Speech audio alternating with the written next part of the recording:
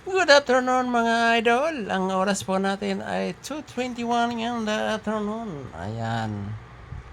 Kung sa akala nyo ay nandito ako sa sarili kong bahay, hindi pa.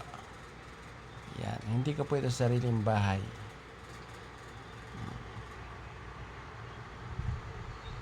Ito po ay tinutuluyan lang po ng aking mag-iina dahil ang school ng aking anak ay malapit lang po dito sa bayan ng Iriga. So dito lang kami sa Iriga mga idol. Ayan. Ito po ay hindi namin tunay na bahay. Ito po ay sa tita niya na nasa Canada. Yan. Yan mga idol. Kita nyo? Magulo, magulo. Kasi po yung dating nakatira dito ay may sarili silang bahay. At dito naman po ay walang nakatira. So yan. So ito po ang tinatawag na Nyuga Best. Kanina ay sumarang na tayo dyan. At para gumanda ang ating pakiramdam. Yan. Ito yung pagkain kanina umaga. Pagdating ko ay nagluto ng saging. Ayan. At mamaya titimplahan na natin tong bulalo ng baka. Diba? Shout out sa ating mga ka-YouTuber dyan. Medyo malamig na ngayon hapon. Ayan, naglaba yung aking asawa kanina.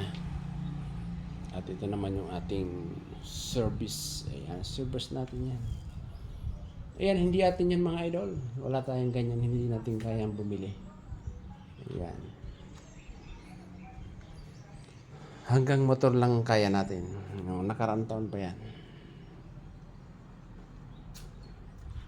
So, habang wala sila tayo, ay nakahiga.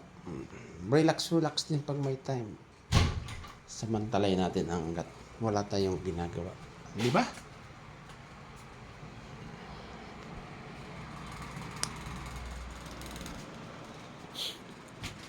Wala pa kaming ganitong bahay. Kung sa akala nyo ay ang ganda ng bahay ko, nako. Sunod na vlog, papakita ko sa inyo ang tunay na bahay ko at magugulat kayo. Di ba? Magugulat kayo.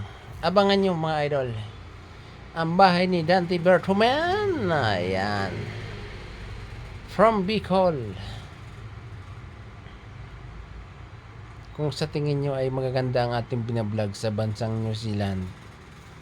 Ayan. Maninibago tayo dahil nandito tayo sa bayan natin. Ayan.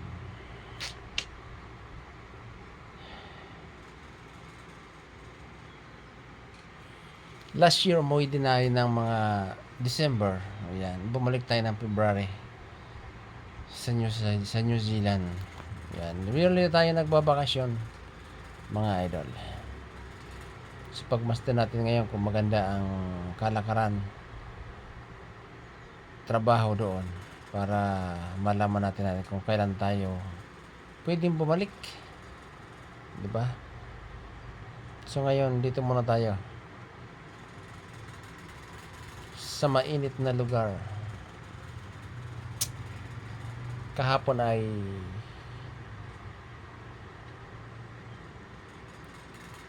may kasama tayong dumating. May kasama tayong umalis ng New Zealand. At yun nga ay tumigil kami sa Cubao. Pasyal-pasyal, namili-mili siya. Nagbiyahe ko ay kahapon lang ng hapon, alas 4 ng hapon at dumating tayo dito ng magsi 6 o'clock. Ganong kalayo, ganong kahirap bumiyahe. Almost 11 hours ba or 13 hours, di ba? Ganong kahirap, ganong katagal, ganong ka-traffic. Kaya mahirap mag-adjust hanggat kayang mag-adjust. Yan. Pati sa budget, kailangan natin mag-adjust. Ay, dahil dito puro palabas, walang papasok. Ayan. Minsan matatakot ka na lang dahil syempre alam mo naman sa pinanggalingan lugar walang problema gumastos dahil may trabaho. Pero pagdating dito mga idol, parang hirap bumitaw, no? Kasi walang pumapasok, puro palabas. Puro palabas. Kaya tis-tis lang muna tayo. Wala pa tayong sariling business. At higit sa lahat, abangan nyo yung totoong bahay ko mga idol.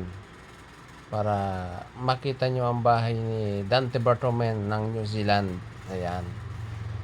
For now, hanggang dito na lang muna tayo. Ayan. Maraming salamat. Ayan. Mega love shout out sa ating mga kaibigan dyan. Good afternoon to all. Bye-bye. Please subscribe my channel. Sa mga baguhan pa lamang po, mag-iwan lang po ng bakas nang mabalikan po natin. Ayan. Thank you so much again.